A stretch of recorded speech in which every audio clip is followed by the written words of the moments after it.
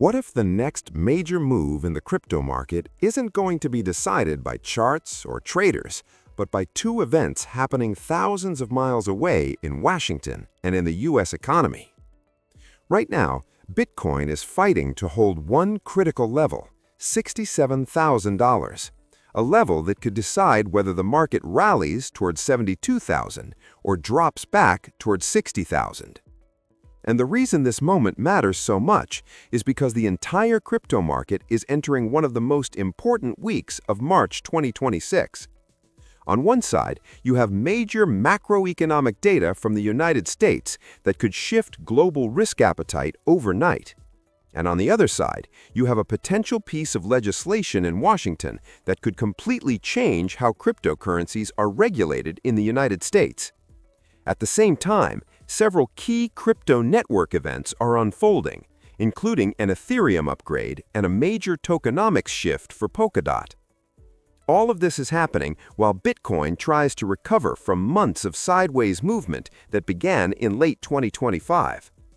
So in this video, we're going to break down exactly what's happening in the crypto market right now, why Bitcoin is battling around the $67,000 level, what the upcoming US CPI inflation data could mean for crypto prices, how the Clarity Act might reshape the regulatory landscape, and why analysts say the next few days could determine the direction of the market for the rest of the month.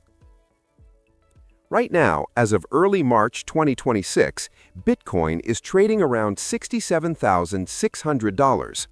After briefly dipping over the weekend, the world's largest cryptocurrency managed to recover and reclaim the 67,500 level. That move may seem small on the surface, but in technical terms, it matters more than many traders realize. For nearly 5 months now, Bitcoin has been stuck in a wide consolidation range. Since late 2025, the market has been oscillating between optimism and caution. Every rally toward higher resistance levels has been met with selling pressure, while every dip has attracted new buyers. This kind of price behavior often signals something important. Markets tend to move sideways when investors are waiting for a major catalyst. And right now, several potential catalysts are approaching at the same time. One of the most important signals analysts are watching is something called a higher low structure on Bitcoin's daily chart. In simple terms, a higher low happens when the market dips but stops falling sooner than it did during the previous correction. Instead of making a new lower bottom, the price stabilizes earlier. This pattern can sometimes indicate that buyers are slowly gaining control of the market.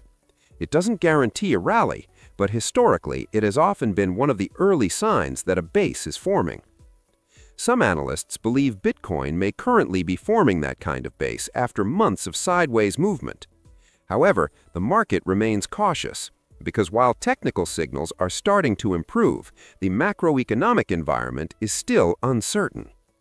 And that uncertainty begins with one of the most closely watched economic indicators in the world, the United States Consumer Price Index, also known as CPI. Every month, the Bureau of Labor Statistics releases new inflation data. This report measures how quickly goods and services are rising across the American economy. Why does that matter for crypto? Because inflation data directly influences how the Federal Reserve sets interest rates. When inflation is high, central banks often keep interest rates elevated in order to slow economic activity. Higher interest rates tend to reduce liquidity in financial markets. And when liquidity tightens, risk assets like stocks and cryptocurrencies can struggle. But when inflation begins to fall, central banks may become more comfortable lowering interest rates or maintaining a more neutral stance. That kind of environment often supports risk-on behavior in financial markets. In other words, investors feel more comfortable allocating capital to assets like technology stocks, startups, and cryptocurrencies.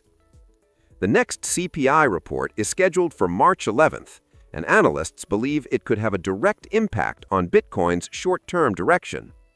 If inflation comes in lower than expected, the market could interpret that as a positive signal. It could suggest that inflation pressures are easing, and that the Federal Reserve may not need to remain as aggressive with monetary policy. In that scenario, risk assets could see renewed buying momentum. Some traders believe a favorable inflation reading could help push Bitcoin toward the $72,000 resistance zone.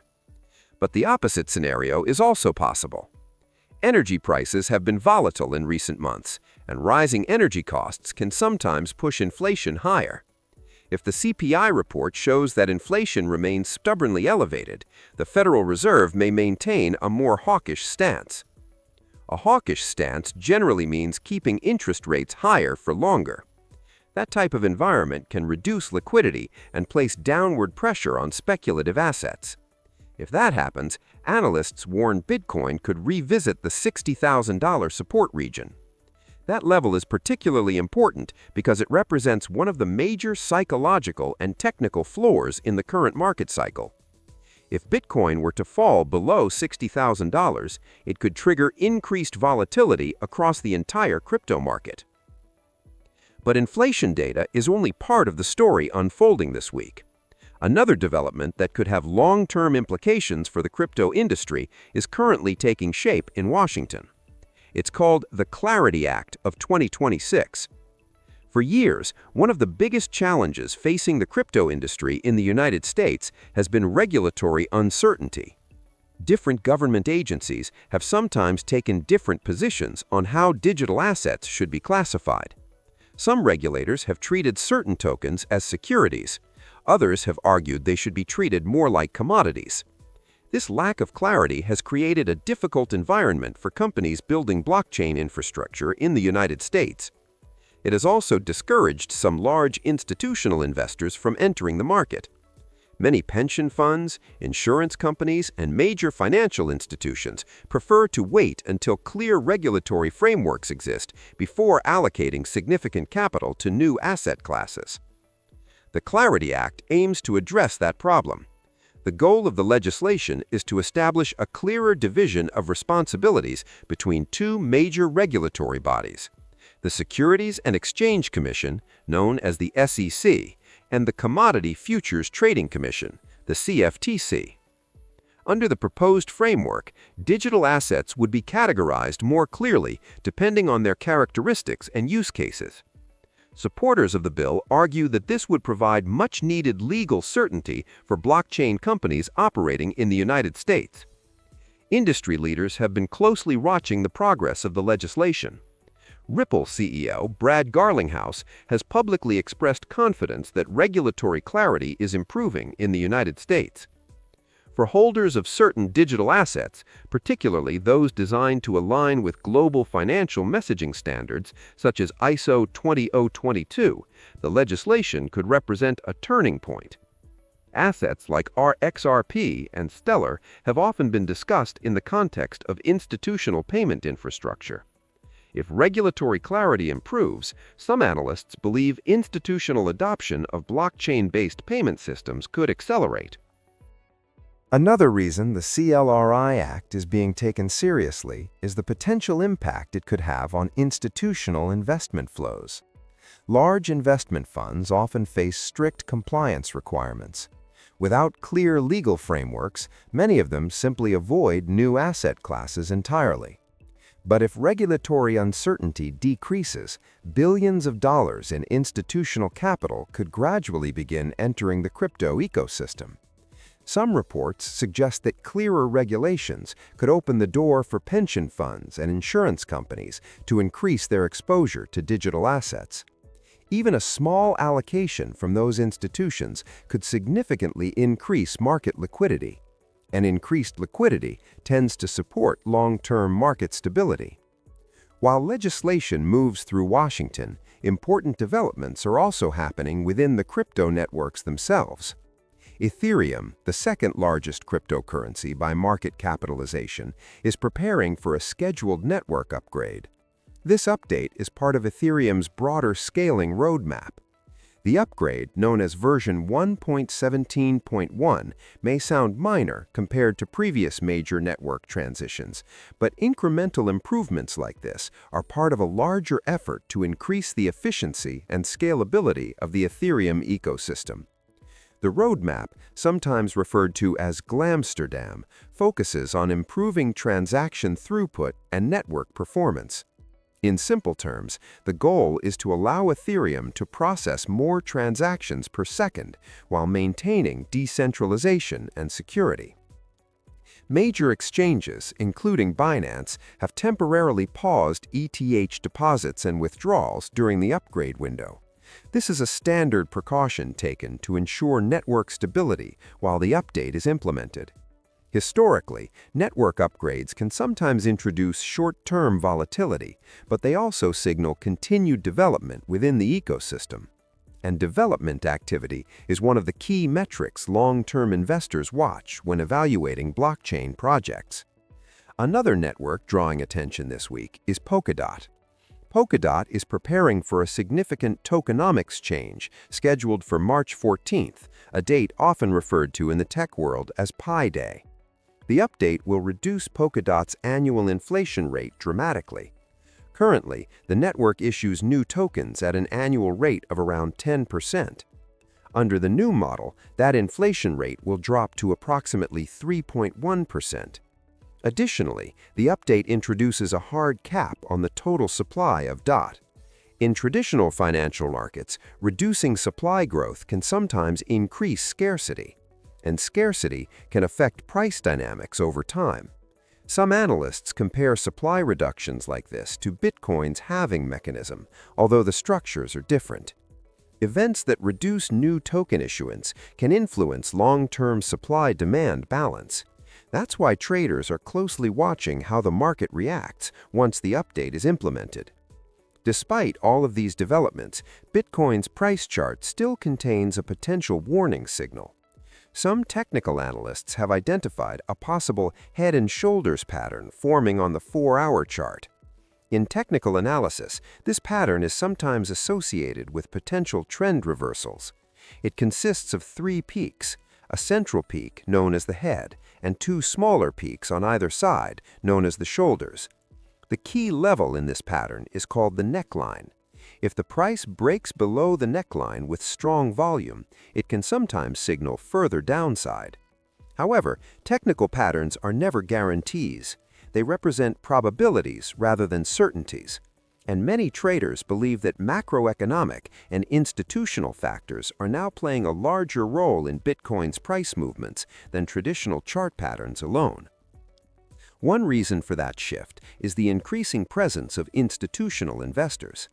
Over the past several years, major financial institutions have gradually expanded their involvement in the cryptocurrency market. Spot Bitcoin exchange-traded funds have allowed traditional investors to gain exposure to Bitcoin without directly holding the asset. And several major asset managers continue to accumulate Bitcoin through those vehicles.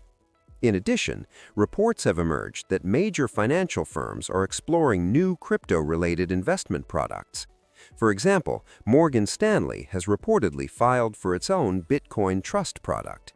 Developments like this suggest that institutional interest in digital assets continues to grow. When large institutions enter a market, they often bring longer investment time horizons. Unlike short-term traders, institutional investors sometimes hold positions for months or even years. That kind of participation can gradually change the dynamics of a market. Instead of sharp boom and bust cycles, the market may begin to experience longer periods of consolidation, punctuated by sustained trends. Some analysts believe this shift could challenge the traditional 4-year cycle theory that historically defined Bitcoin's price movements. In previous cycles, Bitcoin often experienced rapid bull runs, followed by deep bear markets. But as institutional adoption grows, the market may gradually evolve toward a more mature structure. That doesn't mean volatility will disappear. Cryptocurrencies remain one of the most volatile asset classes in the financial world, but it could mean that long-term demand drivers become more macroeconomic and structural rather than purely speculative. All of these forces are now converging during a single week in March. Inflation data, regulatory developments, network upgrades, tokenomics changes, institutional activity. Each of these factors alone can influence market sentiment. Together, they create an environment where even small developments can trigger significant price movements. For investors and traders watching the market right now, the $67,000 level for Bitcoin represents more than just a number. It's a psychological battleground. Above it, bullish momentum may begin building again. Below it, caution may return quickly. And in markets like crypto, sentiment can shift faster than many people expect.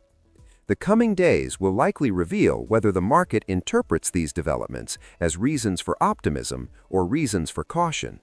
One thing is clear: the crypto market is no longer operating in isolation.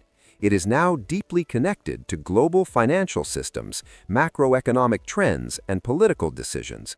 That means understanding Bitcoin today requires looking far beyond the price chart. It requires watching economic data releases, regulatory debates, technological upgrades, and institutional behavior all at the same time. Because the next major move in crypto may not begin on a trading screen. It may begin in a government office, an economic report, or a network upgrade, quietly improving the infrastructure of the digital economy.